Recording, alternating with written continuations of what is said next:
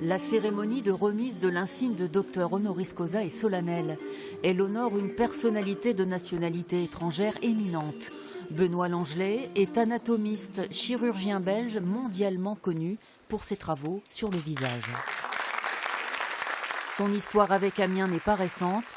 Jeune interne au CHU en 1990, il a aussi participé à la première greffe de visage en 2005 avec l'équipe du professeur de Vauchel. C'est à Amiens que s'est forgée mon âme et indissolublement attaché mon cœur. Le monde entier en parle lorsqu'Isabelle Dinoir, défigurée, retrouve un visage. Cela n'avait jamais été pratiqué avant. C'est dans le laboratoire de Benoît Langelet, à l'université de Louvain en Belgique, que l'équipe d'Amiens s'est entraînée pendant des mois.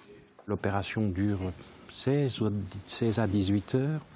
Et quand le visage revient à la surface, quand la surface d'Isabelle est reconstituée et qu'on voit immerger ce visage dans le bloc opératoire, il y a beaucoup d'émotions. Il nous a permis, en plus de ça, en mettant à notre disposition son laboratoire d'anatomie, de concevoir la transplantation d'abord sur cadavre. Enfin, c'est une démarche véritablement scientifique qu'il nous a permis de mener. Et vraisemblablement, s'il y a eu succès, c'est à lui qu'on le doit.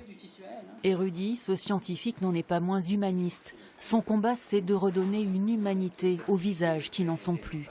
C'est à la faculté de médecine d'Amiens qu'il le doit. Nous célébrons le savoir et le savoir-faire de Benoît Langelet, mais au-delà de ça, Benoît Langelet est le fruit de l'école d'anatomie d'Amiens, qui est une excellente école, qui a donné plein de grands chirurgiens connus mondialement.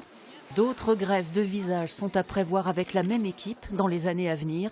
Depuis la première transplantation d'Amiens, 42 greffes ont été réalisées, 11 en France, et cela change la face du monde.